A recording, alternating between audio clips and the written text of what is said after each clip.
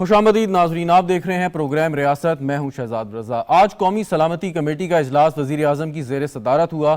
اس میں عسکری حکام نے اور سویلین حکام نے شرکت کی اور فیصلہ کیا گیا کہ 9 مئی کو جو لوگ ان پرتشدد واقعات میں، گھنونے واقعات میں، جرائم میں ملوث تھے، ان کے سہولت کار، ان کے ہینڈلرز، ان کو اکسانے والے اور وہ لوگ خود، ان کے خلاف سخت قانونی کارروائی کی جائے گی۔ اور گزشتہ روز کور کمانڈر کانفرنس میں جو ہماری عسکری قیادت ہے اس نے فیصلہ کیا کہ جن لوگوں نے فوجی تنصیبات کو نقصان پہنچایا ہے، یادگار شہداء کو کی بے حرمتی کی ہے، ان کے خلاف آرمی ایکٹ کے تحت فیصلہ ہوگا۔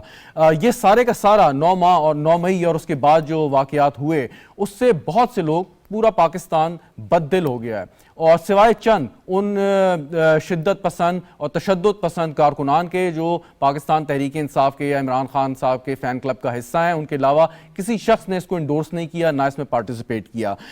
اس سے پہلے عمران خان صاحب، بعد میں اس کے جب یہ سارا واقعہ ہوا، خان صاحب اور ان کے دیگر جو سینئر اکابرین ہیں، ان کا کہنا تھا یا دعویٰ تھا کہ ہمیں علم نہیں تھا اور یہ خود ہی لوگ کچھ کر رہے تھے اور ہم تو جیل کی سلاخوں کے پیچھے تھے یا ہم گرفتار تھے یا نظر بند تھے۔ لیکن اس سے پہلے عمران خان صاحب کیا بیانات دیتے رہے، ایک مختصر آپ کو ان کے چند بیانات سناتے ہیں اور پھر گفتگو کو آگے بڑھائیں گے۔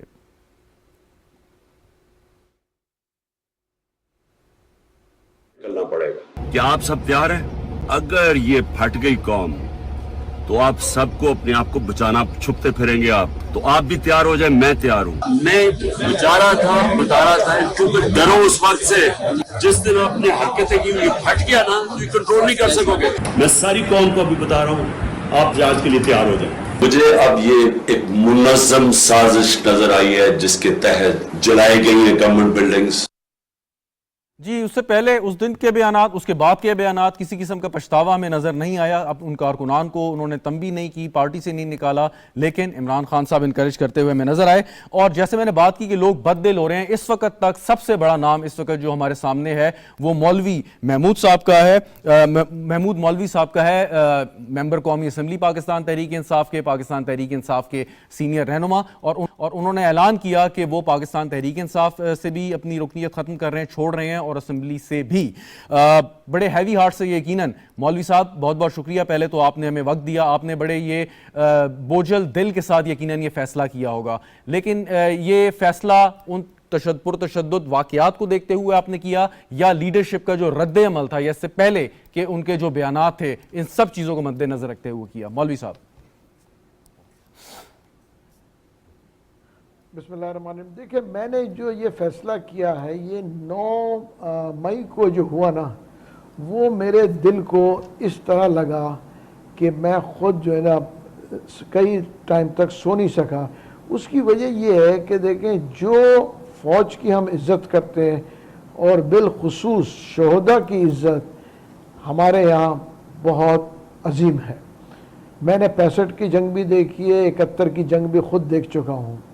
دیکھیں، ان کا رول بہت بلند ہے، اور جس طریقے سے وہ مونومنٹس کو توڑا گیا، وہ وہاں پہ چیزوں کو پتھر مار رہے ہیں، کوئی جوتے مار رہا ہے، اگر ہم فوج کو ڈی مورلائز کریں اور فوج کے خلاف جائیں، دیکھیں تو یہ مجھے تو کسی کاسٹ پہ برداشت میں نہیں کر سکتا ہوں، نہ میں نے آج کیا ہے نہ میں کل کروں گا۔ اور میں جو اسٹیٹمنٹ دیتا ہوں، میری زندگی بہت کھلے کتاب کی طرح ہے، میں اپنے اسٹیٹمنٹس چینج نہیں کرتا ہوں۔ میرے لیے میرے آرم فورسز پرائرٹی ہے، چاہے وہ آرمی سے ہو، نیوی سے ہو، ایئر فورس سے ہو۔ اس کی وجہ دیکھیں نا، بہت سے لوگ کہتے ہیں کہ جی فورسز کو یوں ہو جانا چاہیے، فورسز، دیکھیں پولیٹیکل پارٹیز کو تبدیل کر کے حکومت میں آ سکتی ہے، آج پی ٹی آئی ہے، کل پی پی ہے، پرسوں پی ایم ایل این ہے، مگر اگر میں کہوں گا کہ جی مجھے یہ فوج قبول نہیں ہے، تو میں کیا انڈیا کی فوج کو یہاں لے کے آؤں گا؟ میں کیا امریکن فوج کو لے کے آؤں گا جاپان کی طرح؟ کون سے فوج کو میں لے کے آؤں گا ریپلیس کرنے؟ دیکھیں، یہ جو مائنڈ سیٹ بنایا جا رہا ہے اور یہ مائنڈ سیٹ نے جو یہ ہنگامہ کیا، یہ تو وہ لوگ کرتے ہیں جہاں ملکیں توڑتے ہیں، وہ کہتے ہیں کہ جی ہمیں فوج سے آزادی چاہیے، وہ پھر ہم بنگلہ دیش کی بات کر رہے ہیں۔ نہ مجھے جنا پور بنانے کا شوق ہے، نہ مجھے پختونستان بنانے کا شوق ہے، نہ مجھے بلوچستان الگ کرنے کا۔ اس سے بہتر میں نے یہ سوچا کہ میں استعفیٰ دوں اور اس چیز سے میں دور اندیش ہو جاؤں. اس کی وجہ میں بتاؤں, کوئی بھی آدمی اس وقت ایم این اے ہوں, سٹنگ, ریزائن نہیں کیا ہے, میں ایم این اے بھی ہوں, مجھے پارٹی کی اگلی ٹکٹ کا بھی کنفرمیشن ہو چکا ہے. خدا نخواستہ یہ بھی نہیں ہے کہ میرے کو اگلا ٹکٹ نہیں مل رہا ہے تو میں آج کر رہا ہوں, یا اب ایک صحافی نے مجھ سے پوچھا کہ آپ کسی اور پارٹی میں جائیں گے, تو اس پہ میں نے جواب دیا مجھے ایک سٹنگ ایم این اے ہوں, اگلی پارٹی کی ٹکٹ کنفرم ہے, اس کے باوجود اگر میں چھوڑ رہا ہوں میں صرف اپنے اصولوں پہ چھوڑ رہا ہوں. اچھا ایک سوال ہے مولوی اس کی صاحب, وجہ ایک یہ ہے سوال کہ سنیے گا. میرے حساب سے آج اگر ہم فوج جی سوال سنیے گا کہ آپ نے یہ ایک بڑا بہادرانہ ایک فیصلہ کیا ہے, لیکن جو بیانات ہیں وہ واضح طور پہ نہ صرف عمران خان کے بلکہ دیگر جو پارٹی لیڈرز ہیں وہ واضح کرتے ہیں کہ تشدد پر اکسایا گیا. تو آپ کے, لیکن بعد میں خان صاحب کہتے ہیں ہمیں پتہ نہیں تھا, ہم سلاخوں کے پیچھے تھے, اور مطلب پیچھے کچھ لوگوں نے شر پسندوں نے کارروائی کر دی. تو یہ جو تعویل دی جا رہی ہے, اور باقی جو پی ٹی آئی کے لوگ ہیں وہ کنونس شاید ہو چکے ہیں خان صاحب کی اس بات سے کہ جی یہ تو کچھ شر پسند آ گئے تھے, انہوں نے یہ ساری کارروائی کر دی. آپ نے فیصلہ یہ کیوں نہیں کیا, آپ اس آرگومنٹ سے کنونس کیوں نہیں ہوئے؟ دیکھیں میں اس آرگومنٹ سے اس لیے کنونس نہیں ہوں, میرا کہنا یہ ہے آج بھی, وقت ابھی گیا نہیں ہے, وقت ہاتھ میں ہے, بیان دے دیں خان صاحب کے جن لوگوں نے کیا ہے, جو اگر وہ پارٹی کے ہم ان کو پارٹی سے بھی نکالیں گے اور ان کو سزائیں دی جائے, چاہے وہ 5 سال کی سزا دے یا 10 سال کی سزا دے. جو بھی آدمی وہاں پہ اگر وہ پارٹی میں ملوث ہو یا اس کے پیچھے لوگ ثابت ہو جائیں, چاہے کوئی بھی ہو, تو ان لوگوں کے اوپر بھی ایکشن چاہیے نا, ان کو بھی سزا ملنی چاہیے. میں صرف غریب آدمی کو جس کو اکسایا گیا میں اس کو صرف سزا کیوں دوں؟ میرا کہنا یہ جو پیچھے ہینڈلرز ہیں ان کو بھی سزا دی جائے. ہینڈلر میں اگر محمود مولوی کا نام آتا ہے, محمود مولوی کو پھانسی پہ چڑھائیں. اس کی وجہ یہ ہے کہ میں فوج کے اگینسٹ میں جن لوگوں نے کہا ہے ان لوگوں کو کیفے کردار تک آنا پڑے گا, چاہے وہ کسی پوسٹ پہ ہو, چاہے وہ پی ٹی آئی کے پوسٹ پہ ہو, چاہے وہ جو کہتے ہیں کہ جیسے ابھی کہا تھا ایجنسیز کے آدمی ہو, یا کسی اور پارٹی کے لوگ ہوں.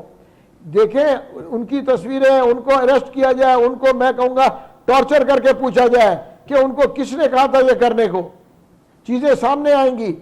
یہ آج کا دور ہے, سب چیزوں کی تصویریں, ان لوگوں کو اریسٹ کیا جائے. یہ میں کہوں کہ جی کمیٹی بنا دے. کمیٹی بنانے کا مطلب تو یہ ہوتا ہے جہاں پہ بھی کمیٹی بنی تو اس کا مطلب یہ کہ چیزوں کو دفنا دیا جائے, اور میں اس کے اوپر جاؤں گا. اسی لیے میں اپنے ضمیر کو مد نظر رکھتے ہوئے میں فوج کے ساتھ ہوں, آج بھی ہوں, کل بھی رہوں گا, اور میں کوئی بھی ایسی چیز کو ایکسیپٹ نہیں کروں گا جہاں پہ جو ہے فوج کو ڈیمورلائز کیا جائے, فوج کے خلاف ہو, اور اسپیشلی شہداء کو کی بے حرمتی ہو. ان ماں باپ سے پوچھے, ان اولادوں سے پوچھے جن کے لوگ عزت کرتے ہیں کہ ان کے والد شہید تھے, اور ان کے ساتھ یہ حالت ہوگا تو ان کے دلوں پہ کیا گزر رہی ہوگی. کبھی ہم نے سوچا ہے؟ جی آپ صحیح فرما رہے ہیں. دو مختصر سوالات ایک ہی سانس میں پوچھ لیتا ہوں مولوی صاحب, 2 مختصر سوالات آخر میں ایک ہی سانس میں پوچھ لیتا ہوں. پہلی بات یہ کہ آپ کیا سمجھتے ہیں, کیا وجہ ہے کہ خان صاحب اس چیز کو کنڈیم کیوں نہیں کر رہے؟ جو لوگ اس میں ملوث ہیں, چاہے ان کا تعلق تحریک انصاف سے ہے, ان کے بارے میں وہ بات کیوں نہیں کر رہے جو آپ کہہ رہے ہیں؟ ایک. دوسری بات, آپ کیا یہ جو سوچ ہے اور آپ نے یہ فیصلہ کیا, یہ خالی آپ کی اکیلے کی سوچ ہے یا پاکستان تحریک انصاف میں اگر دیگر کوئی ذی شعور لوگ موجود ہیں وہ بھی یہ سوچ رکھتے ہیں؟ دیکھیں بہت سے لوگ ہو سکتا ہے یہ سوچ رکھتے ہوں, بہت سے لوگ ہمت نہ کریں, بہت سے لوگوں کی اپنی مجبوریاں ہوں, ہر ایک کی اپنی اپنی مجبوری ہے. میری سوچ یہ کلیئر تھی, اور میرے لیے کوئی بھی چیز اہمیت نہیں رکھتا ہے, کوئی عہدہ ایم این اے ہونا یا وزیر ہونا, میرے لیے یہ جو ہے میرے لیے یہ وقتی چیزیں ہیں. میں آج بھی کہوں گا سیاست آتی جاتی ہے, فوج آتی جاتی نہیں ہے. فوج میں لوگ بدلتے ہیں, مگر فوج کے بنا پاکستان بالکل ہی. خان صاحب اس چیز کو کنڈیم کیوں نہیں کر رہے؟ آپ نے سوچا یا سوال کیا یا پوچھا, خان صاحب کیوں نہیں کنڈیم کر رہے اس چیز کو؟ دیکھیں میں اس وقت میں پارٹی چھوڑ چکا ہوں, تو میں کوئی ایسی چیز نہیں کہوں گا جو کہ میں کسی کو نام لوں یا کسی کو کچھ کہوں. پارٹی اپنا سٹینڈ خود لے گی. آج میں پارٹی میں نہیں ہونے کے بعد میں پارٹی کے اوپر نہ کمنٹ کروں گا اور یہ میرے ظرف میں نہیں ہے. لیکن اگر یہی روایت رہی اور اگر یہ ثابت ہو گیا کہ واقعی ایک منظم سازش کے تحت یہ سارا کام کیا تھا تو آپ نہیں سمجھتے رانا ثناء اللہ صاحب درست کہتے ہیں کہ پابندی لگا دی جائے؟ دیکھیں اگر یہ چیزیں ثابت ہو گئی تو وہ تو میں تو خود کہہ رہا ہوں نا کہ سامنے آ جائے. میں نے تو ایک جس کو بولتے ہیں نا بت کو جو میرے دل میں تھا وہ میں نے توڑ دیا. بہت سے لوگوں نے مجھے فون کر کے کہا کہ آپ کیا کرنے جا رہے ہیں. میں نے کہا جو میں کرنے جا رہا ہوں میں جانتا ہوں, میرا رب جانتا ہے میں کیوں کر رہا ہوں. ٹھیک بہت بہت شکریہ, بہت بہت شکریہ سر, تھینک یو سو مچ. باقی مولوی صاحب ہمارے ساتھ موجود تھے اور آخر میں جو انہوں نے بات کی کہ بت توڑ دیا, یعنی کہ ایک جو بت تراشا گیا تھا یا ترشوایا گیا تھا عمران خان صاحب کا, وہ مولوی صاحب جیسے لوگوں کے دلوں میں جو موجود تھا اگر تھا تو وہ ٹوٹ چکا ہے. اور یہ فیلنگ خالی ان کی نہیں ہے, یہ اکثریت کی یہ فیلنگ ہے کہ جو اس دوران واقعات ہوئے. پروگرام کو آگے بڑھاتے ہیں. مجھے اسٹوڈیو میں جوائن کر رہے ہیں عباس خان آفریدی صاحب, پاکستان مسلم لیگ نواز کے سینئر رہنما ہیں. سر بہت بہت شکریہ آپ کا. بیرسٹر عامر حسن صاحب, پاکستان پیپلز پارٹی کے رہنما ہمارے ساتھ موجود ہیں ویڈیو لنک پہ. اس کے ساتھ ساتھ امتیاز فاران صاحب, سینئر صحافی ہیں, تجزیہ کار ہیں, پریزیڈنٹ بھی ہیں کراچی پریس کلب کے. سر آپ کا بھی بہت بہت شکریہ. عباس صاحب آپ سے میں آغاز کرتا ہوں کہ آج قومی سلامتی کمیٹی نے فیصلہ کیا, کل کور کمانڈر کانفرنس کے اجلاس میں یہ فیصلہ ہوا, تو اب تو ایکشن کرنے کا ہے. لیکن ہم دیکھتے ہیں کہ وہ کہتے ہیں کہ جی انسانی حقوق کی خلاف ورزی, اور پھر یہ دلیل دی جاتی ہے کہ جی ہمیں تو پتہ ہی نہیں تھا, یہ تو کہاں سے کوئی دشمن لوگ آ گئے, گھس گئے اور ہمیں بدنام کر دیا. تو یہ لیم آرگومنٹ ہولڈ کرے گا عدالت کے سامنے یا نہیں؟ دیکھیں عدالت کے سامنے تو یہ ہولڈ کر ہی نہیں سکتا, اور پہلے بھی جو واقعات ہوئے ہیں وہ بھی ہولڈ نہیں ہو سکتے. اس کی کچھ وجوہات ہیں. عمران خان صاحب کو جب پیشی کے لیے لے جایا جا رہا تھا تو 4 مہینے سے 5 مہینے سے ٹانگ پہ گولی لگی, پھر نہیں سکتے تھے, ویل چیئر میں جا رہے تھے, اداکاری کر رہے تھے, اور ایک ہی دن میں جو ہے ٹانگ بھی ٹھیک ہو گئی, سر بھی ٹھیک ہو گیا, کھڑے ہو گئے, اور اس کے بعد جو پیشی میں جا رہے تھے تو وکٹری کا نشان لگا رہے تھے. یہ تو ایسی نوسر بازی اور منافقت ہے کہ جو شخص 6 مہینے سے پھر نہ سکے, پیشیوں پہ ویل چیئر پہ جائے, اور ایک ہی دن میں لوگ جب جاتے ہیں گرفتار ہوتے ہیں, جب جیلوں میں جاتے ہیں تو وہ وہاں سے نکلتے ہوئے ویل چیئر میں ہوتے. دنیا کی پہلی دفعہ ہسٹری جو ویل چیئر پہ گیا اور ثابت صلاح پاؤں پہ چل رہا تھا, یہ کبھی ہم نے نہیں دیکھا. لوگ بیمار ہو جاتے ہیں جیلوں میں جا کے, پیشیوں میں جا کے, وہ ٹھیک ہو گئے, اور وہ ٹھیک ہو گئے. یہ بڑا بہت کمال کی ایک ہم نے زندگی میں دنیا میں پہلی دفعہ ایک ایسی چیز دیکھی, اور اس کو کریڈٹ سارا رینجرز کو جاتا ہے کہ ایک مریض کو 24 گھنٹے میں ٹھیک کیا, اس کی ٹانگیں ٹھیک کی, اس کی ٹوٹی ہوئی ہڈیاں ٹھیک کی, اور وہ چلتے پھرتے ہوئے پیشی میں آیا اور وکٹری کا نشان بنا رہا تھا. دوسرا اس سے بڑھ کے بات یہ ہے کہ عمران خان صاحب کی پتہ نہیں یہ ملک جو ہمارا ہے اور یہ پاکستان جو ہے, سیاسی پارٹیاں جیسے میرے بھائی نے کہا ایم پی اے کے MNA صاحب نے جنہوں نے استعفیٰ دیا, میں اپریشیٹ کرتا ہوں. اگر ہم جب تک اپنے ملک کے لیے نہیں کھڑے ہوں گے, دیکھیں پارٹیاں ہوتی رہتی ہیں, میں بھی ایک پارٹی سے تعلق رکھتا ہوں, لیکن ان سب باتوں سے بڑھ کے میرا پاکستان میرا ملک ہے. اس میں کوئی کمپرومائز کرنا یا اس کے اوپر کوئی سمجھوتا کرنا کہ میرا ملک کمزور ہو جائے, ویک ہو جائے, تو یہ تو ناممکن بات ہے. اور ان لوگوں کو جس تیز رفتاری کے ساتھ ضمانتیں ملی ہیں, ہو سکتا ہے آپ کا کیس ویک ہو یا عدالت نے سمجھا ہو, معزز جج صاحبان نے کہ بھئی ان کو بیل دینی چاہیے, تو اس سے کیا ان لوگوں کو اور شے مل سکتی ہے کہ جن لوگوں نے یہ کام کیا؟ دیکھو ثاقب نثار سے جب ہم شروع ہو جاتے ہیں, یہ وہ شے ہے نا جو ان کو مل رہی ہے, وہ شے ملتے ہیں. اور ابھی جو ہے بندیال صاحب جو چیف جسٹس صاحب ہے جس کے بارے میں لوگ ایک چیف جسٹس کے ساتھ بات کرنا, اسمبلی میں بات کرنا, ٹی وی پہ بات کرنا, کہتے ہیں کہ یہ قانون کے خلاف ہے.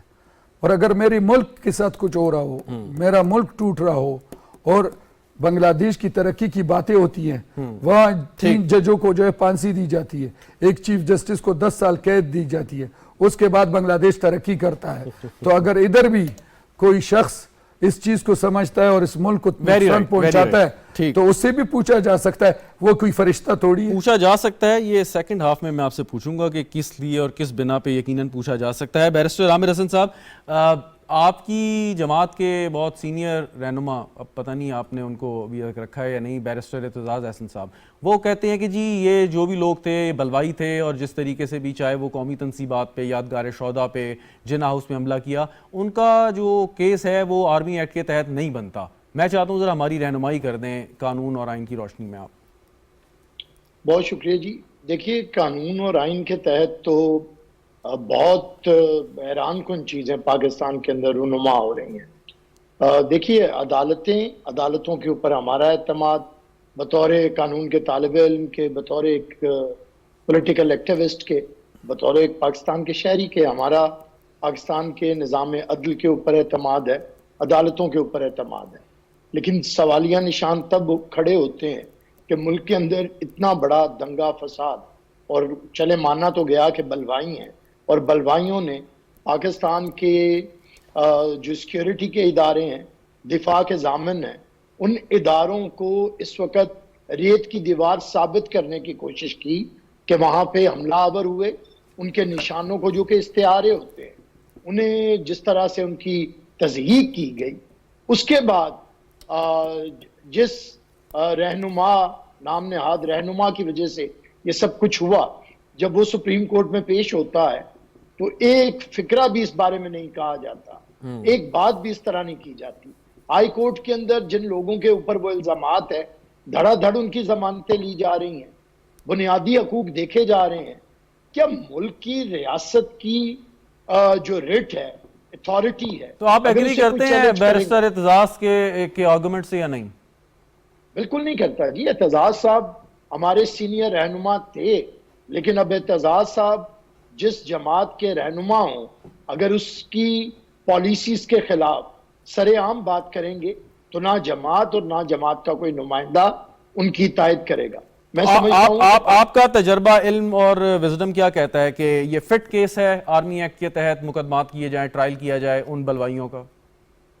بالکل. جنہوں نے دیکھیے نا، اگر آپ کینٹ کے اندر جاتے ہیں، آپ جی ایچ کیو کے اوپر حملہ آور ہوتے ہیں، آپ کور کمانڈر کے گھر پہ حملہ آور ہوتے ہیں. اچھا، وہ صرف کور کمانڈر کا گھر نہیں ہے، وہ بانی پاکستان کے ساتھ منسوب ہے، ان کی یادگار ہے، وہاں پہ ان سے منسوب چیزیں بھی پڑی ہیں. انہیں آپ آگ لگاتے ہیں، اس کی تضحیق کرتے ہیں، اس کا تماشا لگاتے ہیں.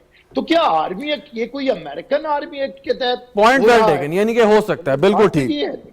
بیرسٹر صاحب میں واپس آتا ہوں. امتیاز فاران صاحب، اب ایک سوال اور بھی ہے کہ ہم نے دیکھا کہ گرفتاری سے بچنے کے لیے تحریک انصاف کے رہنما کس طریقے سے حربے استعمال کر رہے ہیں. آج بھی ایک لیڈر کی ایک ویڈیو آئی، نام میں نہیں لینا چاہتا، اس سے پہلے جو ان کے بلوائی ہیں وہ پہلے جلاتے رہے، اس پہ فخر کرتے رہے، کہتے رہے میں پھانسی چڑھا دو، اور اس کے بعد جب گرفتار ہو گئے تو مافیا تلافیوں پہ آ گئے. تو یہ کیسا جہاد ہے، یہ کیسا جذبہ ہے کہ آپ نے پہلے تو چڑھائی کر دی، اس کے بعد جب گرفت میں آئے تو آپ نے معافیا مانگنا شروع کر دی؟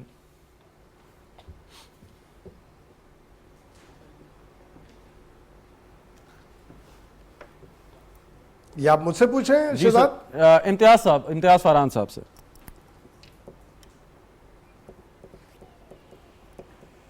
یہ مجھ سے پوچھیں آپ.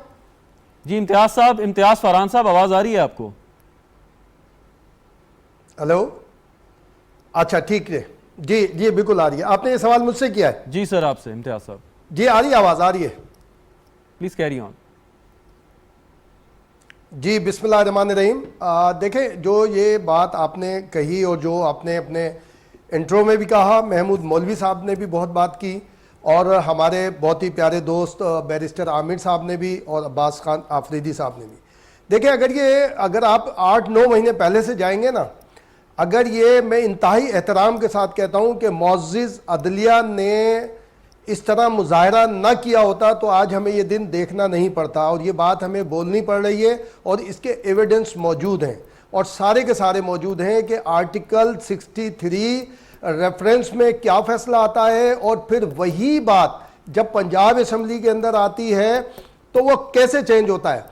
اور جو ریمارکس دیے جاتے ہیں اس میں یہ کہا جاتا، اس وقت میرے ذہن میں نہیں تھا، اس وقت مجھے خیال نہیں آیا. تو دیکھیں، وہیں سے بیرسٹر بہت زبردست ہیں، بہت ساری باتیں ابھی نہیں کر رہے ہوں گے، اور عباس آفریدی صاحب کو بھی میں سنتا ہوں، تو وہیں سے ڈسکوالیفیکیشن شروع ہو جانی چاہیے تھی کہ جہاں پر مائنڈ ایکسرسائز نہیں ہو رہا تو اس میں آگے کیوں ان کے آگے کیسز لے کے جائے جائیں. ایکسٹرا آرڈینری سپورٹ ہوا, ہم یہ نہیں کہتے کسی کے ساتھ زیادتی ہو, چاہے وہ تحریک انصاف ہو, کوئی بھی سیاسی جماعت ہو, کسی کے ساتھ زیادتی نہیں ہونی چاہیے. لیکن ایکسٹرا آرڈینری جب مجھے یہ یقین ہو کہ علاقے کا ایس ایچ او میرا ہے اور عدالت میں جاؤں گا تو مجھے اینی ہاؤ ریلیف ملنا ہے, تو پھر آپ مجھے کیسے روک سکتے ہیں؟ روک ہی نہیں سکتے. آپ نے کبھی سنا ہے کہ ریمانڈ کسی کا ہوا ہو؟ یہ خورشید شاہ, فریال تالپور صاحبہ اور بہت سارے میں نام لے سکتا ہوں یہاں پہ, شرجیل جس طرح سے عدالت سے گرفتار ہوئے تھے, بالکل صحیح کہہ رہے ہیں. یہ حنیف عباسی گرفتار ہوئے تھے, کیا ریلیف ملا تھا؟ وہاں بنیادی انسانی حقوق نہیں تھے؟ یہ آج ہم بات نہیں کر رہے کہ جیسے آج تحریک انصاف کے جو معاملات آئے, الحمدللہ میں اور میرے قبیلے کے لوگ یہ بات 2-2.5 سال سے کر رہے ہیں, مگر انہیں اس وقت غلط بات کی جاتی تھی کہ جناب یہ کس سائیڈ پہ جا رہے ہیں. اتنا ایکسٹرا, اور آج جو شہزاد آپ نام نہیں لینا چاہ رہے ان صاحب کا, یہ بھی کسی ایک ایکٹ کی کڑی ہے. وہ جو ایک دم بیٹھے اپنی گاڑی کے اندر اتر کر جو دوبارہ بھاگے, ان کو بھی ایسا ریلیف چاہیے کہ جو مقدمہ سوچا جا رہا ہو کہیں. اچھا ایک فرحان صاحب, آپ سینئر صحافی ہیں اور مجھ جیسے جونیئر لوگوں کی بہت اچھے طریقے سے آپ رہنمائی کر سکتے ہیں, اور بہت سارے صحافی جو اس پروگرام کو دیکھ رہے ہوں گے یا جن کے ساتھ آپ کا انٹریکشن ہوتا رہا ہوگا, آپ کیا کہتے ہیں کہ ایک تو صحافی کو نیوٹرل ہونا چاہیے, اگرچہ اس لفظ کو بھی بڑا بگاڑ دیا ہے, لیکن جب صحافی ایک چیز دیکھ رہا ہے کہ ایک جماعت جو ہے وہ تشدد کر رہی ہے, ہمارے جو قیمتی اثاثے ہیں ان کو نقصان پہنچا رہی ہے, لوگوں کی جانیں جو ہیں ان کو جوکھوں میں ڈال رہی ہے, تو سوال یہ آتا ہے کہ اس ضمن میں اور اس صورتحال میں ایک صحافی کیا اپنا کردار ادا کرے؟ امتیاز صاحب.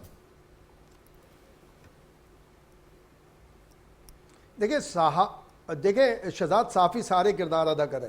آپ یوٹیوبرز کی بات نہیں کریں, ولاگر کی بات نہیں کریں, جو اسکرین پہ اس وقت ہیں اور پیپر کے اوپر جو جرنلسٹ ہیں ان کی اکثریت کیا کہہ رہی ہے, کسی کی مخالفت نہیں کر رہی, وہ بتا رہے ہیں, اور میں ساری کی ساری چیزیں کھول کر وہ بتا رہے ہیں کہ یہ غلط ہو رہا ہے, یہ صحیح ہو رہا ہے, یہ ساری چیزیں. دیکھیں نیوٹرل صحافی ظاہر ہے کہ صرف رپورٹنگ کی حد تک ہوتا ہے, اس کے بعد اپنے اس کے تجزیے ہوتے ہیں, اپنی انفارمیشن ہوتی ہے جو سارے کے سارے بات کرتے ہیں. لیکن میں آپ کو ایک اور بات بتاؤں اس کے اندر, اگر شہزاد جب یہ حملہ ہوا تھا عمران خان کا, حملے کی جو ساری صورتحال سامنے آئی تھی, اگر وہ صحیح معنوں میں غیر جانبداری سے اگر اس کی تحقیقات کرا دی جاتی, یہ سارے جو ٹرک پہ کھڑے ہوئے تھے سارے فٹ ہوتے اس کے اندر.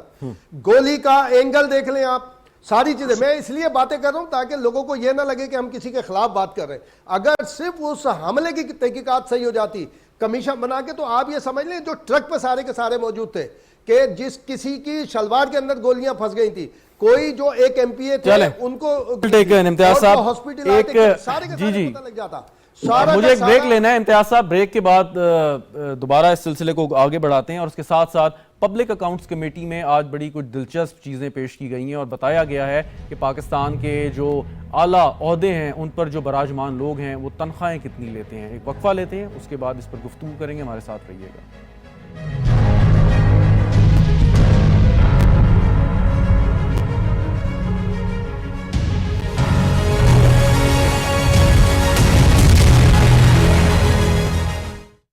گرمی میں آؤٹ ڈور سٹنگ, رائل مسٹ فین ہے سمارٹ سلیوشن. رائل, ساتھ زندگی بھر کا. صرف رائل اے سی ڈی سی فینز میں ہے ٹربو سپیڈ, اور ڈمر کی بھی ضرورت نہیں. پرماننٹ میگنیٹ موٹر سے 50% بجلی بچے گی. بدلے ہوا کے رنگ, رائل فینز کے سنگ. رائل, ساتھ زندگی بھر کا.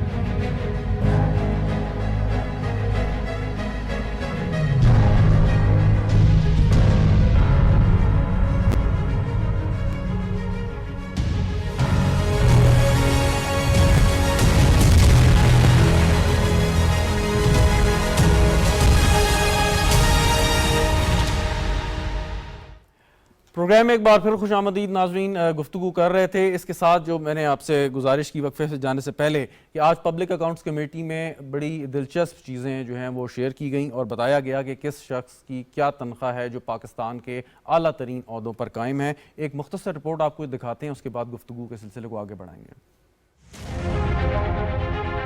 पाकिस्तान में सबसे ज्यादा तनख्वाह कौन लेता है?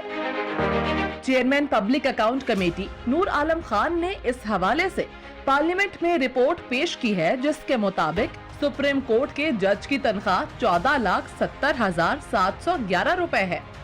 सदर मुमलिकत की तनख्वाह 8,96,550 रुपए है। ग्रेड 22 के विफाकी ऑफिसर की तनख्वाह 5,91,475 रुपए है।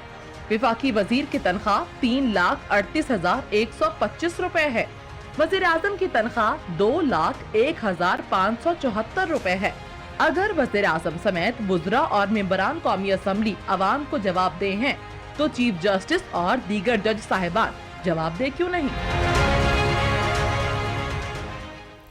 जी नाज़रीन, ये जो आज अदाद-ओ-शुमार पेश किए गए, इसके मुताबिक चीफ जस्टिस ऑफ पाकिस्तान इस वक्त कौमी ख़जाने से 15,27,399 रुपये माहाना तनख्वाह वसूल करते हैं, और इसके अलावा पर्क्स एंड प्रिविलेज अपनी जगह पे हैं। और जब जज साहिबान रिटायर हो जाते हैं तो तकरीबन 10 लाख के लगभग उनकी पेंशन बनती है।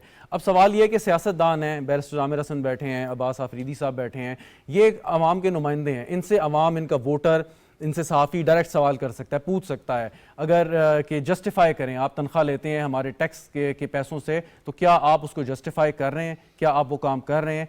हम जज साहिबान से, हम अस्करी हुक्काम से, हम दीगर जो ब्यूरोक्रेट्स हैं उनसे सवाल नहीं कर सकते, ना अवाम कर सकती है, लेकिन अवाम अपने मुंतखब नुमाइंदों के ज़रिए, अवाम अपने मुंतखब ऐवान के ज़रिए उन लोगों से सवाल ज़रूर कर सकती है। इस सिलसिले में अब्बास साहब आपके पास जानिब में आता हूँ कि जब कोई शख्स कौमी ख़जाने से तनख्वाह लेता है तो वो जवाबदेह है, पब्लिक सर्वेंट है, और पब्लिक सर्वेंट, जैसे मैंने पहले गुजारिश की कि हम तो नहीं पूछ सकते कि हमारी क्या मजाल कि हम जज साहिबान से कोई सवाल करें, लेकिन हम आपके ज़रिए, जो हम आप अवामी नुमाइंदे हैं, हम ये कह सकते हैं कि जी आप पूछें हमारे बिहाफ पे कि ये सारा क्या हो रहा है।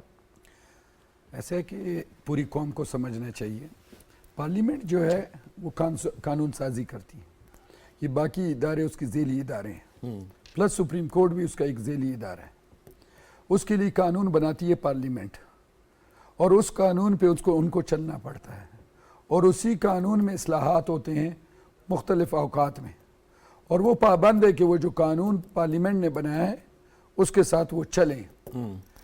बदकिस्मती से कुछ अदवार से, कुछ सालों से पार्लियामेंट की हैसियत ऐसे कर दी गई है कि जैसे ख़त्म कर दी गई, और बाकी इदारों को उस पर फोख्ती दी गई, जिसकी वजह से आज ये निज़ाम जो है ऐसा ही है जैसे एक छोटे बच्चे को, घर में 4-5 बच्चे हैं, उनको आप अपने वालिदैन का बड़ा बना दें।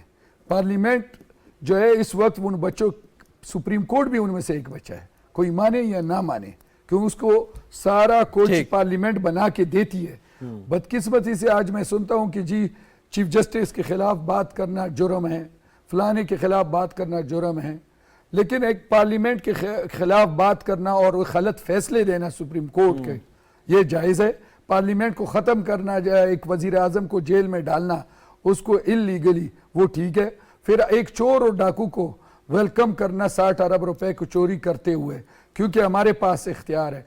फिर दूसरा कि सबसे बड़ी बात जो जुल्म हुआ है इस मुल्क के साथ, कॉन्स्टिट्यूशन को रीराइट करके और कह देना कि हमने फैसला कर दिया क्योंकि हमने इसको रीराइट कर दिया। आपको ये इख्तियार नहीं है। अभी हाई कोर्ट में भी जो हो रहा है वो सुप्रीम कोर्ट को देखते हुए ये गलत रविश है कि आपके पास ये इख्तियारात नहीं हैं जो आप इस्तेमाल कर रहे हैं। इसी तरह पार्लियामेंट जो काम करती है और कैबिनेट जो काम करती है वो अपने इख्तियारात के मुताबिक करती है। तो सुप्रीम कोर्ट को एक चीज़ बहुत वाज़ेह समझनी चाहिए कि सुप्रीम कोर्ट सारे जजों को कहा जाता है, खाली चीफ जस्टिस को नहीं कहा जाता है। और इस वक्त वो जो काम कर रहे हैं वो उस पार्लियामेंट के कानून साजी को वायलेट कर रहे हैं, कॉन्स्टिट्यूशन को गलत तशरीह कर रहे हैं, और ये गलत बात है। बिल्कुल ठीक। बैरिस्टर आमिर हसन साहब, पहले तो मुझे जरा समझा दें, मतलब एक लेमैन क्वेश्चन है कि वजीर आजम साहब chief executive of the country हैं, यानी कि प्रोटोकॉल में ठीक है सदर का ओहदा ऊपर आता है, लेकिन सबसे मोस्ट इंपॉर्टेंट और अहम ओहदा जो है वजीर आजम का है। वजीर आजम साहब काम करते हैं और यकीनन सरकार उनको, वो जो है रियासत है, उनको वो तनख्वाह देती है जिसके वो इंटाइटल्ड हैं। अब उनकी तनख्वाह है 2,01,574 रुपये, और दूसरी जानिब चीफ जस्टिस साहब हैं, उनकी तनख्वाह है 15,27,399 रुपये। तो मतलब ये मुझे समझ नहीं आई, ज़रा इसके पीछे क्या दानाई है वो ज़रा बताइएगा। देखिए, तनख्वाह 2 लाख और 15 लाख का फ़र्क तो मेरे ख्याल से وزیر اعظم شاید اس سے برداشت کر جائے، لیکن وزیر اعظم تب میرے خیال سے تکلیف میں ہوتا ہے کہ جب ایک چیف جسٹس عوام کے منتخب نمائندے کو پھانسی کی سزا سناتا ہے، جلاوطن کرتا ہے یا اسے ہمیشہ کے لیے نااہل کرتا ہے۔ دیکھیے میرے خیال سے ہمیشہ سے سافٹ ٹارگٹ پولیٹیشین رہا ہے اور پارلیمان رہی ہے۔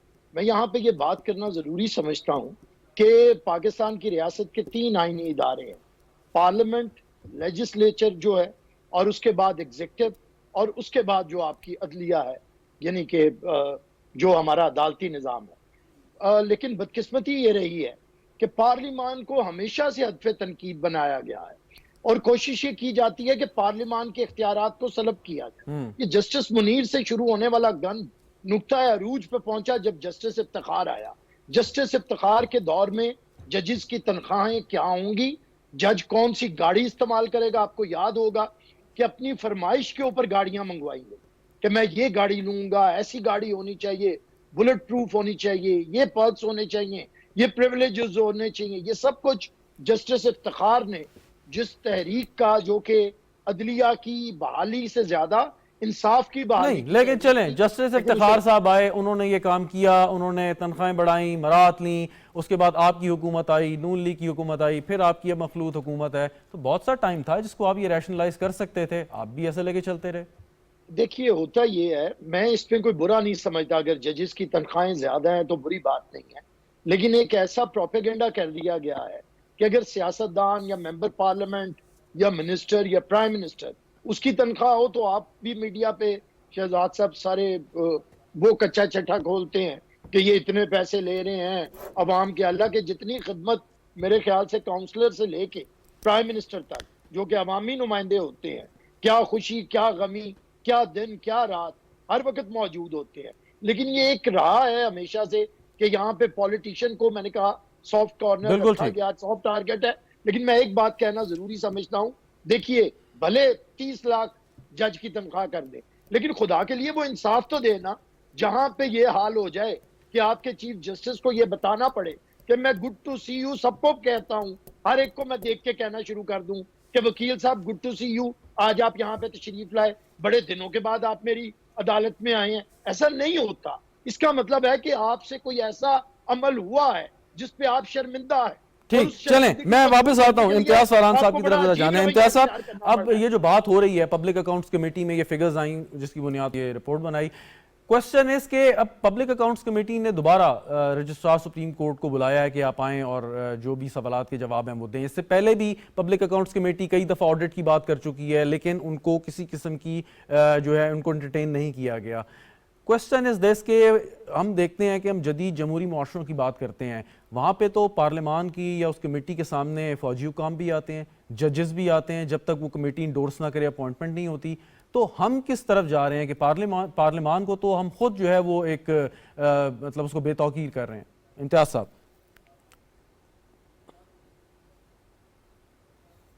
یہ دیکھیں شہزاد، یہ اختیارات کا غلط استعمال ہے نا۔ کیا محترم ہمارے جو بیکمنگ چیف جسٹس ہیں، سینئر ترین جسٹس ہیں، جسٹس فائز عیسیٰ صاحب نے رجسٹرار کے حوالے سے خط نہیں لکھے، خطوط نہیں لکھے؟ یہ تو اختیارات کا بے دریغ استعمال ہے نا کہ جناب اگر پارلیمانی کمیٹی بلا رہی ہے، اور میں سمجھتا ہوں جو ہم نور عالم صاحب کو سنتے ہیں تو 2 سے زائد مرتبہ یہ بات ہو چکی ہے، گزشتہ اسمبلی میں بھی انہوں نے اس بات میں بات کہی تھی، اور وہ رجسٹرار صاحب ظاہر پارلیمنٹ میں بھاری ہیں، پارلیمنٹ کی کوئی توقیر نہیں۔ جو ابھی عامر صاحب بتا رہے تھے بالکل ہے، جو کمبینیشن ہے کانسٹیٹیوشن کی ٹاپ موسٹ پارلیمنٹ ہے، لیجسلیٹرز ہیں، لیکن انہیں بالکل ڈاؤن کے اندر رکھا گیا ہے۔ اور دوسرے شہزاد دیکھیں، ایک ہسٹری ہے ہر چیز کی۔ ابھی جو تسلسل چل رہا ہے، جب جنرل مشرف کی جو ایمرجنسی کے بعد افتخار چودھری صاحب کو جو چیف جسٹس سے ہٹایا گیا تھا، ان کی ریسٹوریشن کس نے کی ہے؟ یہ کہتے ہیں جو چیف ایگزیکٹو ہے اس کی کوئی ویلیو نہیں ہے چیف جسٹس کے سامنے۔ تو محترم افتخار چودھری صاحب ایز چیف جسٹس کس نے بحال کیا تھا؟ کس نے ان کی تنخواہوں کی جو سسپینشن کے دوران تھے کس نے کی تھی؟ یوسف رضا گیلانی نے۔ یوسف رضا گیلانی کون تھے؟ Chief executive of Pakistan. Iftikhar Chaudhry صاحب کو بحال کس نے کیا تھا؟ کہیں سے کوئی جوڈیشل کمیشن نے نہیں کیا تھا بھائی۔ آپ دیکھیں نا، پوچھیں ہی ہمارے بیرسٹر عامر صاحب سے اور ان سے، ایک ایگزیکٹو آرڈر ہوا تھا، چیف ایگزیکٹو آف پاکستان یوسف رضا گیلانی نے انہیں بحال کیا تھا. اور مولا علی کا کال وہاں پہ وہ ہوا تھا, مولا علی کرم اللہ وجہہ کا کال ہے, جس پہ احسان کرو اس کے شر سے بچو. یوسف رضا گیلانی کو ڈسکوالیفائی کس نے کیا تھا؟ اور رینٹل پاور پروجیکٹ جو اتنا بڑا کیس تھا, جس میں جو موجودہ اسپیکر ہیں ان کے بارے میں عجیب وہ کمپین چلوائی گئی تھی, رینٹل مسٹر رینٹل. تو وہ رینٹل پاور پروجیکٹ جب انٹرنیشنل عدالت میں, عالمی عدالت میں چیلنج کیا تو پاکستان کہاں کھڑا ہوا تھا؟ کیا پاکستان جیتا تھا اس کے اندر؟ فائن ہوا تھا نہیں ہوا تھا پاکستان کے اوپر؟ اور دوسری جو آپ نے تنخواہ بتائی ہے, بالکل 30 لاکھ روپے ہونی چاہیے جیسے بیرسٹر عامر کہہ رہے ہیں. لیکن میں آپ سے صرف گزارش کرتا ہوں کہ نور عالم صاحب کو اور جو وفاقی وزیر قانون ہیں تارڑ صاحب کو چاہیے ایک اسمبلی میں یہ بھی تفصیلات پیش کریں کہ گزشتہ 9 ماہ کے اندر جو چیف جسٹس صاحب کی سربراہی میں جتنی بینچیں بنی ہیں انہوں نے عام عوام کا کتنے مقدمات سنے اور ڈیسائیڈ کیے. یعنی پولیٹیکل کی بات نہیں کر رہا میں, پنجاب اسمبلی کی بات نہیں کر رہا کہ پنجاب اسمبلی ریسٹور کر دی, وہاں پہ الیکشن کروا دیے, یہاں پر جو قومی اسمبلی کے حوالے سے بات ہو گئی اور بیل ہو گئی, گڈ ٹو سی یو ہو گیا. اس سے ہٹ کے کہ کتنے مقدمات سنے گئے اور کتنے مقدمات ڈیسائیڈ کیے اس بینچ. بالکل ٹھیک. امتیاز صاحب مجھے ایک وقفہ لینا ہے. 30 لاکھ روپے, یہ سب بات ہونی چاہیے. دیکھیں جب حضرت عمر رضی اللہ تعالیٰ عنہ سے سوال ہو سکتا ہے, دیکھیں میں صرف ایک اگر میری بات وہ کر لیں کہ حضرت عمر رضی اللہ تعالیٰ عنہ سے اوپن کورٹ میں مسجد کے اندر سوال ہو سکتا ہے, تو دنیا میں ان سے بڑا منصف, ان سے بڑا کون ہوگا؟ یعنی حضور پاک صلی اللہ علیہ وسلم کے فالوورز, ان کے بعد نومینی, جب آپ حضرت عمر سے سوال ہو سکتا ہے تو اور کس سے ہم کیوں نہیں کر سکتے؟ ٹھیک. عباس آفریدی صاحب, اس پہ ظاہر ہے کہ آپ پارلیمنٹیرین ہیں اور پارلیمان نے جو ہے جو اپنی سپیس کھو دی تھی فار ون ریزن اور انادر, یا اس سے چھین لی گئی تھی, اب وہ واپس لینی ہے. اس کے لیے آپ کیا سمجھتے ہیں کہ جو نور عالم خان صاحب بار بار ایزرٹ کر رہے ہیں, اس کے پیچھے پارلیمان کو پوری طریقے سے اپنا وزن ان کے پلڑے میں نہیں رکھنا چاہیے؟ بالکل رکھنا چاہیے, ان کو سپورٹ کرنا چاہیے. اور اس سے بڑھ کے میں ایک بات کروں جو میں شاید آئینی ترمیم 20 یا 21 تھی, مجھ سے مغالطہ ہے, جو کی گئی تھی ججوں کے بارے میں, اپوائنٹمنٹ کے بارے میں, مختلف ایشو پہ, جس کو پھر واپس کیا گیا کہ نہیں جی اس کو ختم کیا جائے. جیسے ابھی ہم نے قانون سازی کی اور انہوں نے جو ہے اس کو ختم کر کے اپنی اختیارات استعمال کریں. پتہ نہیں یہ اختیارات ان کو ملے کدھر سے ہیں, یہ آج تک مجھے پارلیمنٹ نے تو دی نہیں ہے, ہم نے تو دیے نہیں ہیں. کون سا ایسا قانون ہے جو یہ استعمال کر رہے ہیں؟ بدقسمتی سے اگر میں ایک مثال دوں سر اپنے قوم کے لیے, مجھے یہ بات ضرور پوری کرنے نے, جی, جو وکیل حضرات ہے LLB کی ڈگری لیتے ہیں, جو مجھے آج تک سمجھ نہیں ہے پاکستان میں, اور پھر وہ جج لگتے ہیں اور سپریم کورٹ کے جج بھی بنتے ہیں.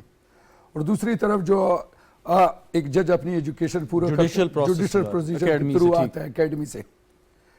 میں آپ سے ایک سوال کرتا ہوں, میں نے مثال کے طور پہ ایک قتل کیا ہوا ہے, آپ میری وکیل ہیں اور آپ کو پتہ ہے کہ میں نے کس طرح قتل کیا ہے, میں آپ کو سارا بیان کرتا ہوں, اور پھر آپ میرا کیس لڑتے ہیں اور اس کیس میں یہ ثابت کرتے ہیں کہ میرا مدعی جو ہے اس نے قتل نہیں کیا, اور میں نے کسی بچی کو کسی کے باپ کو قتل کیا, 1 منٹ, اور اس کے بعد آپ میرا کیس لیتے ہیں اور آپ کو 100% مجھ سے پورا پتہ ہے کہ میں نے یہ قتل بھی کیا اور اعلیٰ قتل کدھر ہے, سب کچھ ہے, اور پھر آپ مجھے بری کرتے ہیں, بری کرواتے ہیں, جج کے سامنے ثابت کرتے ہیں کہ یہ بھی گناہ ہے, اور کل کو وہ ہائی کورٹ اور سپریم کورٹ کے جج بنتا ہے وہی وکیل, اور اس کے بعد قوم کے حق کے فیصلے کر سکتے ہیں دنیا میں کدھر میں. بالکل ٹھیک. ایک وقفہ لینا مختصر, اس کے بعد یہیں سے گفتگو کو شروع کریں گے. ناظرین بریک لیتے ہیں, ہمارے ساتھ رہیے گا.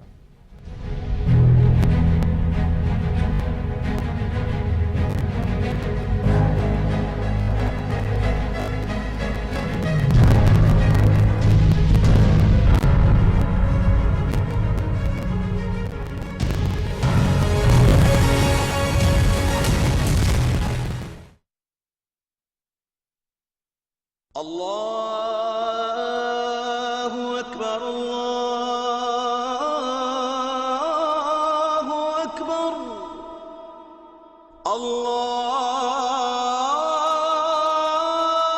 اللہ اکبر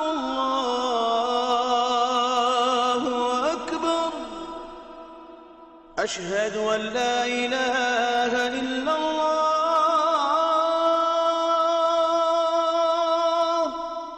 أشهد أن لا إله إلا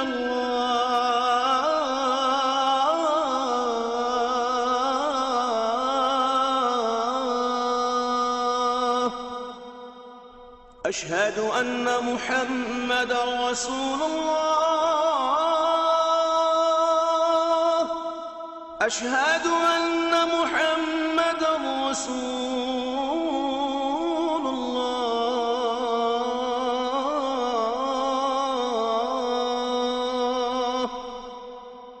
حي على الصلاة حي على الصلاة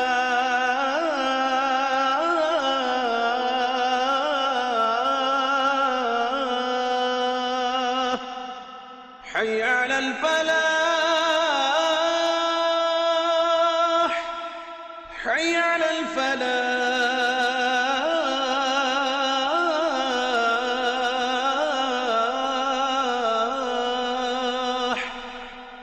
الله أكبر الله أكبر لا إله إلا الله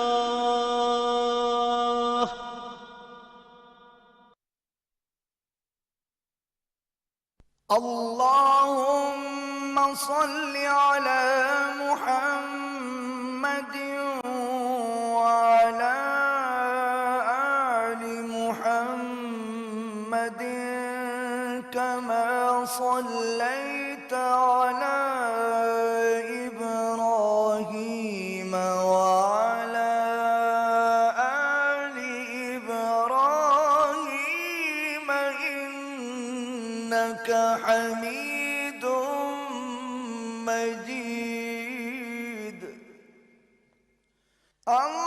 اللهم بارك على محمد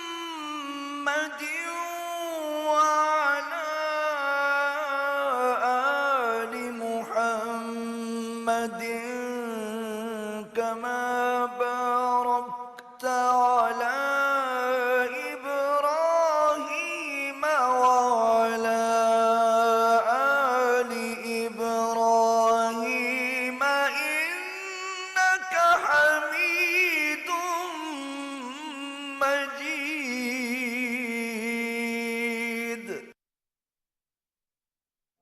یہ کون سنبھالے گا؟ اب Royal smart lifetime guarantee phone پہ. رائل ساتھ زندگی بھر کا. Royal room cooler powerful air throw air freshener کے ساتھ. رائل ساتھ زندگی بھر کا.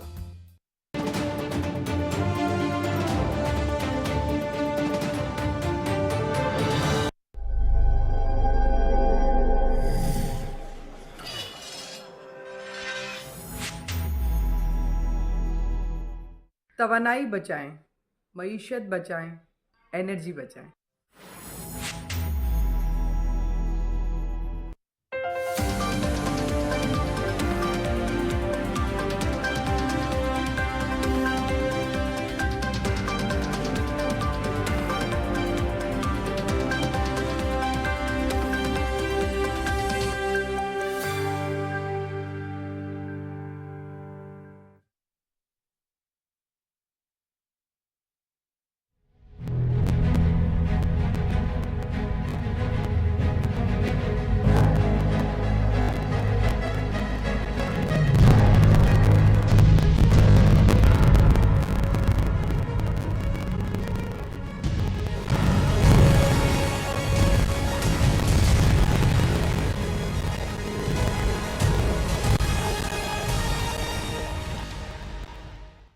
پروگرام میں ایک بار پھر خوش آمدید ناظرین. عباس آفریدی صاحب، بیرسٹر عامر حسن صاحب اور امتیاز فاران صاحب ہمارے ساتھ موجود ہیں. آفریدی صاحب، اب سوال ایک یہی آخر میں آتا ہے اور جو پوچھنا بھی بنتا ہے کہ اب یہ ساری چیزیں تو ہو گئیں، بلوہ بھی ہو گیا، تحریک انصاف کا کنڈکٹ بھی سامنے آ گیا، سیاسی صورتحال، معاشی صورتحال، اب ان سب چیزوں کا حل ہے کیا آخر؟ کم از کم یہ ہمیں ذرا مختصر بتا دیکھیں، حل وہ ہو جائے گا. پاکستان ایک مضبوط ریاست ہے، اس کی اکانومی میں بڑا طاقت ہے. بدقسمتی سے ہمیں کچھ اصلاحات قانون سازی کرنی پڑے گی اپنی جوڈیشری سسٹم میں. وکالت کرتے رہیں، وکیل میری بات کو برا سمجھیں گے، میرے بھائی ہیں، اور جوڈیشری سسٹم سے جو لوگ آئیں وہ اپنی اکیڈمی کے تھرو آئیں اور انہی کی پروموشنز انہی کے، اور وہ ہائی کورٹ آئے، وہ سپریم کورٹ سے قانون سازی ہو جس کے تحت وکلا جج نہ بن سکیں، بالکل نہ بن سکے، کیونکہ اس کی ایک وجوہات ہے جو آپ نے بتائی پہلے. وکلا کے ہر قسم کے کلائنٹس ہیں، اور میں ان کے ڈرگز کے کلائنٹس بھی ہوں گے، ان کے قاتل بھی کلائنٹس ہوں گے، ان کے وہ سب سے بڑے ٹیررسٹ بھی کلائنٹس ہوں گے، ہر قسم کے کلائنٹس ہوں گے جن کے لیے وہ اپنے پیشیاں کریں گے، پھر وہ جج بنتے ہیں. تو ہاؤ کین دے لوگوں کو وہ صحیح انصاف مہیا کر سکتے ہیں؟ یا وہ لوگ جن کو انہوں نے پہلے بری کیا ہوا ہے، اگر وہی انصاف کے لیے دوبارہ ہیں تو ان کے بارے میں یہ کیا انصاف کریں گے اس قاتل کے بارے میں؟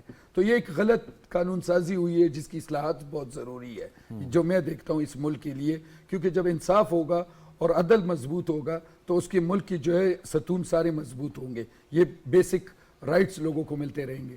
اور اس کے علاوہ میں اس ملک اب حل کیا؟ حل یہ ہے، میں نے آپ کو ایک حل یہ بتا دیا. دوسرا یہ ہے کہ جنہوں نے بھی یہ کام کیا ان کو ایسا عبرت بنانا چاہیے کہ دوبارہ کوئی بھی سیاسی پارٹی یا کوئی بھی لوگ ملک کو، ایک سٹیٹ کو اس کی سورنٹی سے نہ کھیل سکے. باقی سیاست ہوتی ہے، جلسے ہوتے ہیں، احتجاجیں ہوتی ہیں، بالکل صحیح، سب کچھ ہو سکتے ہیں، جلسے ہو سکتے ہیں، آپ آئیں جلسے کریں، ریلے کریں، ہر کچھ کریں، لیکن یہ اختیار کسی کو نہیں ہو سکتا جیسے قائد اعظم کے گھر کو جلانا، مسجد کو جلانا. یہ آپ احتجاج نہیں ہے، یہ آپ سٹیٹ کو توڑنے کی سازش کر رہے ہیں، ختم کرنے کی سازش. بالکل ٹھیک. بیرسٹر عامر حسن صاحب، پہلی بات تو یہ کہ جو ایک آئیڈیا ہے یا ایڈوائز ہے عباس آفریدی صاحب کی کہ وکلا کو ایلیویٹ نہیں ہونا چاہیے، جج نہیں بننا چاہیے، اور وہ پروسیس کے ذریعے جو نیچے سے تعلیم حاصل کر کے آئے گا، پروسیس سے گزرے گا، وہی آگے آئے. آپ کیا کہتے ہیں بحیثیت وکیل؟ دیکھیں یہ بحث طلب بات ہے، اس وقت میں اس پہ کر کے میرے خیال سے ضروری باتیں کرنے کی ہیں. یہ پارلیمان کا اختیار ہے کہ ججز کو کس طرح آنا چاہیے، پارلیمنٹ جو بہتر سمجھے وہ ترمیم کر سکتی ہے، لیکن اس کے لیے بار کاؤنسلز کو اعتماد میں لے کے کرنا چاہیے.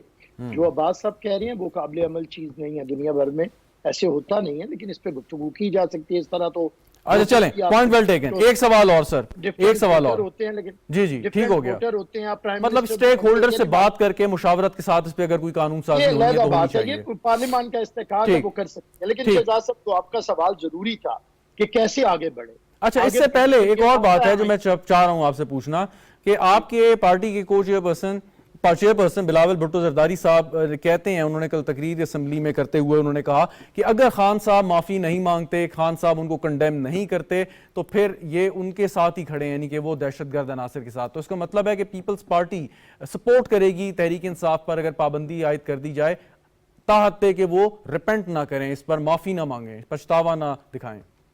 دیکھیے ہم کسی سیاسی جماعت کے اوپر پابندی کی بات نہیں کرتے، لیکن دہشت گرد تنظیموں کے اوپر ہمیشہ سے ریاست کا ان کے خلاف آپریشن ہوا تو پیپلز پارٹی نے کیا.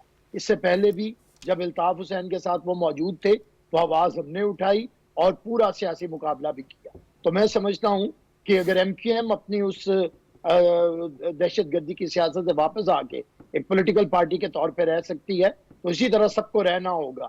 کسی کو یہ استحقاق حاصل نہیں ہے. میں یہی سمجھتا ہوں آئین پہ عمل درآمد کرنے کا مطلب یہ ہے، یعنی کہ آپ کہتے ہیں کہ تحریک انصاف پہ آپ کی جماعت کا یہ ہے کہ پابندی اگر نہ بھی ہو تو وہ جو لوگ ہیں جو پرتشدد واقعات پہ اور عناصر اور سوچ پہ یقین رکھتے ہیں ان کے اوپر پابندی ہونی چاہیے. میں اس میں جواب دے رہا ہوں کہ ہر ادارہ اپنی ڈومین کے اندر کام کرے، پارلیمنٹ کے اندر ڈائیلاگ کا آغاز کیا جائے.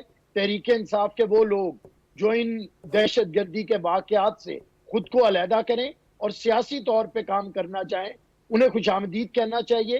لیکن اگر عمران خان کی صورت میں اس دہشت گردی کی حمایت کی جائے تو ریاست کو ایسے فتنے کے خلاف پوری طاقت کے ساتھ لڑنا چاہیے. Very right, point well taken sir. Imtiaz Sahab last 2 minutes ہیں. امتیاز صاحب اب ایک چیز جو بڑی اہم ہے اور میں آپ سے پوچھنا چاہوں گا کہ پاکستان تحریک انصاف جس طریقے سے آگے بڑھ رہی ہے، آپ سمجھتے ہیں کہ بحیثیت سیاسی جماعت یہ چل سکتی ہے آگے اس حکمت عملی کے ساتھ، یا جو ان کا طرز عمل ہے اس کے ساتھ، کیا وہ بحیثیت سیاسی جماعت اپنا تشخص برقرار رکھ سکتی ہے؟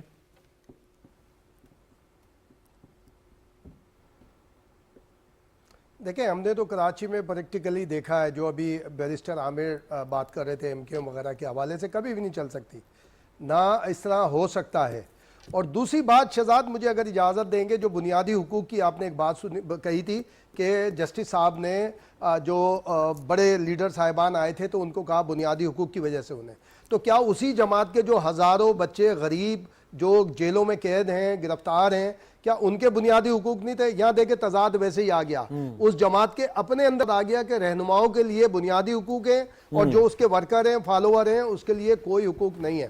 اور میں بہت اچھا دیکھ رہا ہوں ایک آدھ مہینے کے اندر ایک آدھ مہینے میں، کیونکہ اب معاملات بہتر چل رہے ہیں، وہ سائٹ، وہ کارنر کہ جہاں پر موجودہ حکومت اور ہماری اسٹیبلشمنٹ کے حوالے سے دیکھیں، اس میں بزنس کمیونٹی کے بھی لوگ تھے، 18 سے 19 بزنس کمیونٹی کے لوگ تھے، یہ چاہے اس کو خبر سمجھیں آپ یا میرے وہ سارے آئیڈینٹیفائی ہو گئے کہ جنہوں نے کرائسس پیدا کرنے کی کوشش کی، بیوروکریسی میں بیٹھے ہوئے تھے، وہ بھی پوائنٹ آؤٹ ہو گئے، اور سارے کے سارے بالکل دیکھیں ایکسٹرا آرڈینری اگر ریلیف دینا چھوڑ دیں گے، اکارڈنگ ٹو لا ڈیل کریں گے، سارے بالکل یقیناً اکارڈنگ ٹو لا، بہت بہت شکریہ امتیاز صاحب، اکارڈنگ ٹو لا ڈیل کرنا چاہیے اور ایسا ہونا بھی چاہیے، آپ نے بالکل درست فرمایا، اور اس میں کسی قسم کی کوئی ڈسٹنکشن نہیں ہونی چاہیے۔ اور بڑی اچھی آپ نے بات کی کہ عمران خان صاحب یا دیگر پی ٹی آئی کے سینئر رہنماؤں کے اتنی جلدی ضمانت ہو رہی ہے، تو اگر باقی جو ان کے ورکرز ہیں جو براہ راست کسی تشدد میں ملوث نہیں ہیں لیکن وہ گرفتار ہیں، تو اس میں ان کا کیا قصور ہے؟ کہ ان کو بھی یہ اسپیشل ٹریٹمنٹ مل سکتی ہے؟ ریاست مدینہ کا تصور تو یہی ہے، لیکن اس پر نہ اب عمران خان صاحب ہمیں بات کرتے نظر آئیں گے، نہ ان کا اور کوئی جو حواری ہے وہ اس کے حوالے سے کوئی بات کرے گا۔ بہرحال بہت بہت شکریہ عباس خان آفریدی صاحب، آپ کا، بیرسٹر عامر حسن صاحب، امتیاز فاران صاحب۔ گفتگو ناظرین آپ نے سنی، آپ کا بھی شکریہ، اجازت دیجیے، خدا حافظ۔